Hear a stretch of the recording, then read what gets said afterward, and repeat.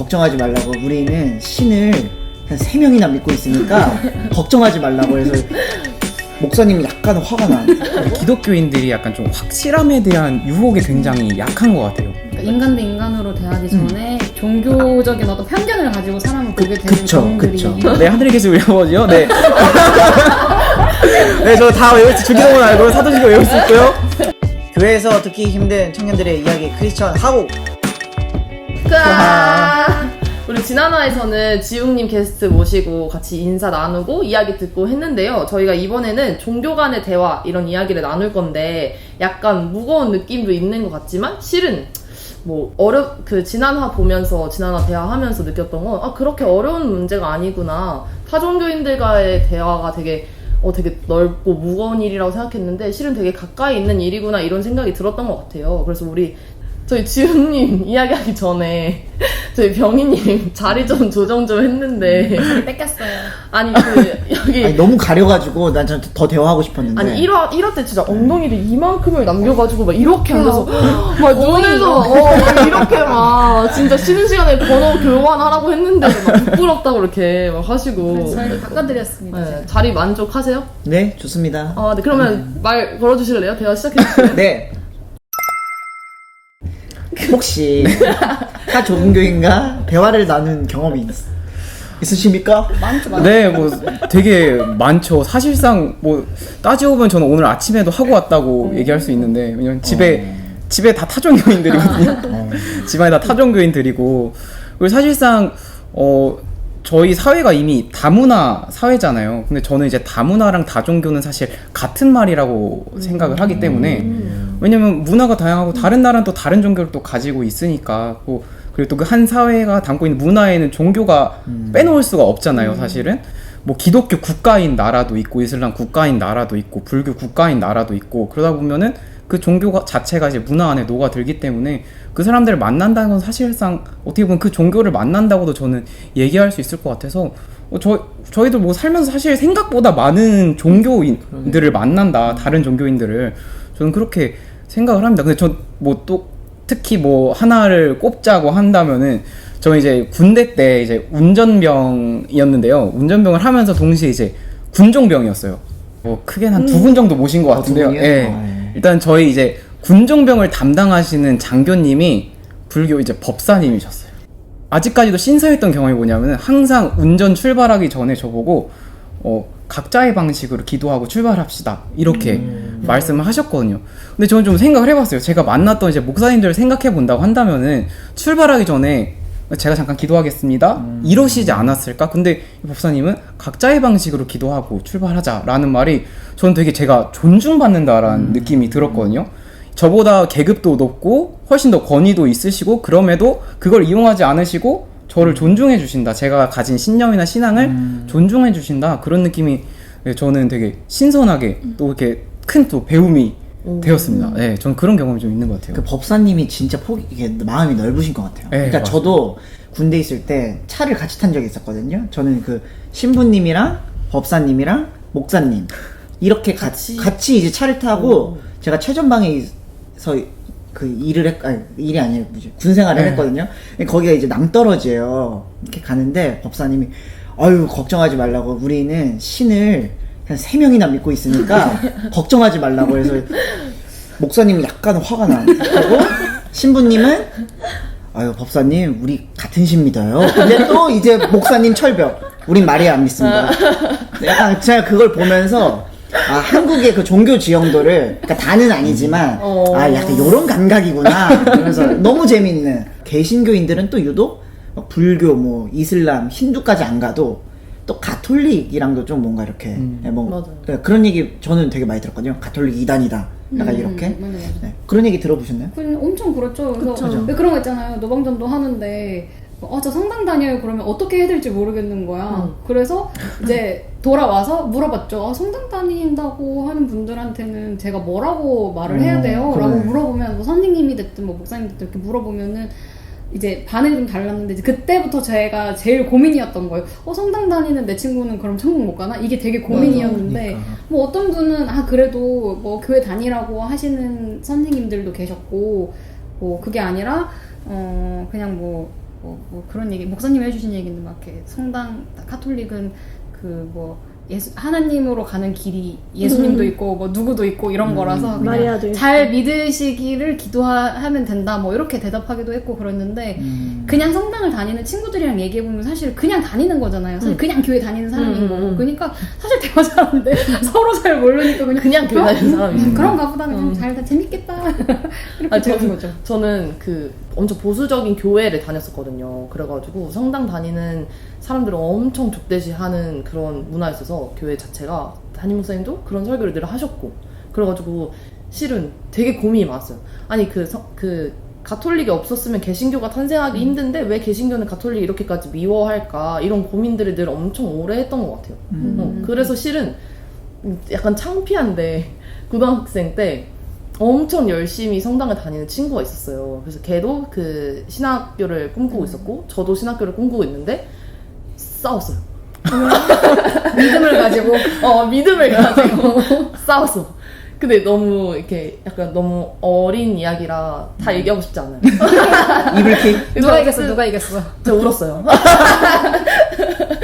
졌네. 근데 졌어. 아까 질문 그걸 좀 생각해보니까 있었어 그 사건이 저도 그러니까 다른 타 종교인이랑 대화한 사건이 제일 인상적이었던 사건이 있는데 뭐냐면 제가 그때 신학생일 때 교회에서 이제 비타오백을 한 몇십 박스를 나눠줘서 주변 사람들의 이웃들한테 그 비타오백을 나눠주는 그 프로그램을 했어요. 근데 이제 제가 이제 돌아다녔는데 3층 갔다가 2층을 갔는데 2층이 무속인 집이었던 거야.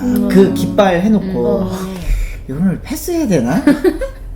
근데 그거 좀 그렇고 어떻게 했어요? 그래서 띵동 했는데 나왔는데 그 진짜 무당 할머니가 딱 나와서 네, 할머니 제가 여기 교회에서 나왔는데 비타오백 하나 드려요. 오늘 좋은 하루 되세요 했는데 아이고 아들 같아 이러고 안아주시는 거예요. 그래서 그러면서 이제 우리가 또 인증샷이 있었거든. 교회에서 많은 걸 시켰지. 그분이랑 또 인증샷 찍고 그러면서 이제 돌아서 나왔을 때 제가 그 경험이 지금 생각하면 되게 컸던 것 같아. 그러니까 종교로 대하기보다는 인간으로서 같이 좀 대화할 수 있는 먼저 약간 그래서 그때 좀 좋은 기억이 있어요.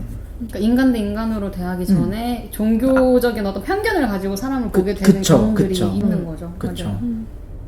동네만 가도 정말 많잖아요. 동네에 그냥 말 건 사람의 종교를 물어보지 않았을 뿐 우리는 정말 다양한 종교를 가진 사람과 대화를 하고 있는데 우리는 왜 이렇게 나의 종교에 집착을 하는가에 대해서 좀 저는 생각이 많이 들더라고요. 저도 약간 이어받아서 왜 근데 유독 아까 군대 얘기했었잖아요.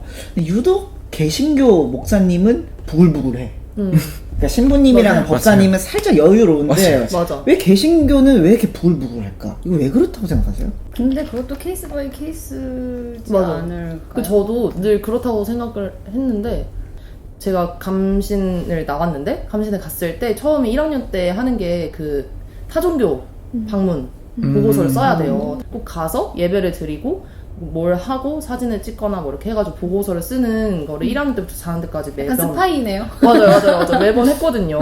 근데 이제 되게 저는 뭐 그 동네에 있는 성당도 갔었고 조금 멀리 나가서 그 성공회도 갔었고 그래서 조심스럽게 제가 감신대 학생인데 여기서 같이 예배를 한번 드려보고 싶습니다 이렇게 하면 되게 환대받았던 경험들이 있거든요. 그래서 뭔가 다른 종교들도 다 기독교를 배척할 거야 라고 전 당연히 생각했거든요. 제가 배척하면서 살아왔으니까.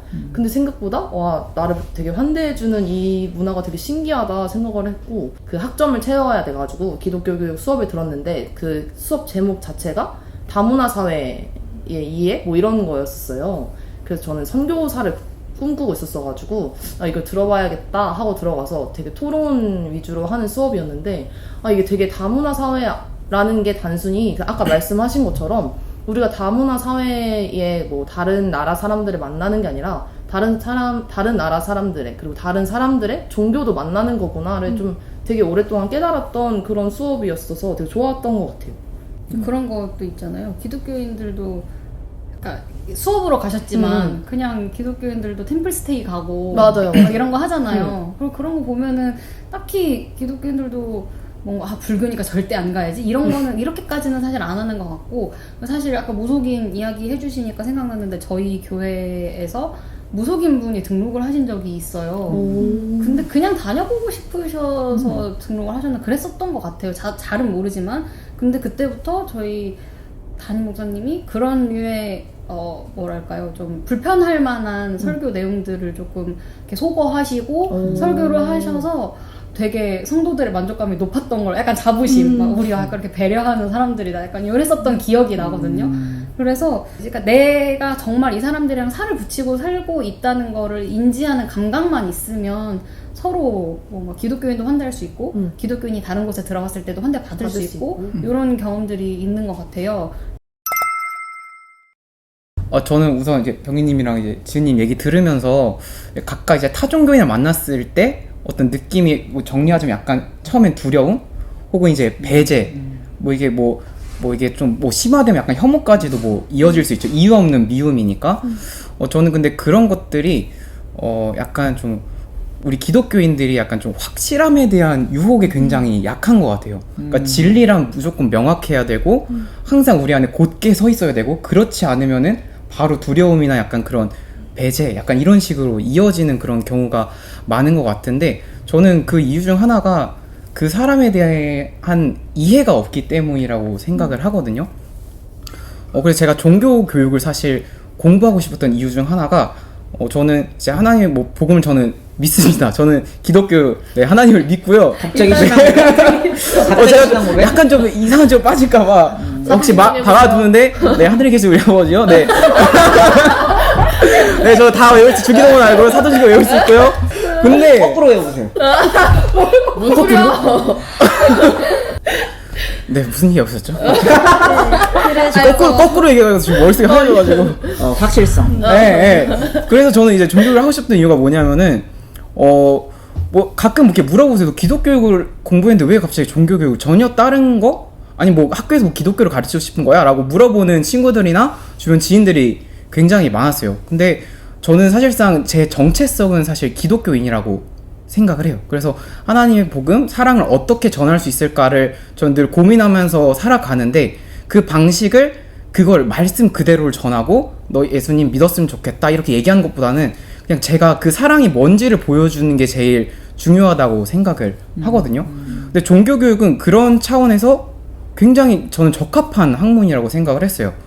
이제 종교교육, 제가 생각하는 이제 종교교육은 종교학이라는 학문을 다루는 이제 학문이라고 할 수 있는데, 그건 이제 다른 종교에 대한 어떤 객관적인 이해들, 불교는 어떤 걸 이제 신념을 가지고 있는지, 뭐 힌두교는 어떤 신념을 가지고 있는지, 그 사람들은 뭘 어떻게 살아가는지 그 문화에 대해서 배우고, 그렇게 되면은 그 사람들 자연스럽게 이해하게 되고, 저 사람이 이렇게 행동하는 거는 이런 문화 때문에, 아니면 이런 어떤 종교적 영향 때문에 그렇게 행동을 하는 거구나. 뭔가 우리에게 뭔가 해를 가하거나 아니면 뭐 그런 행동들이 아니라는 거를 저희가 이제 알 수 있으니까 종교교육은 그런 것들을 얘기해 줄 수 있기 때문에, 저는 그래서 이해랑 사랑은 이제 같은 단어라고 저는 생각을 해요. 사랑한다는 것은 이해한다는 것이고, 이해한다는 것은 사랑하는 첫걸음이다. 저는 이렇게 생각을 하고 있습니다. 그래서 아까 뭐 유럽 종교교육 이런 얘기를 또 해주셨는데,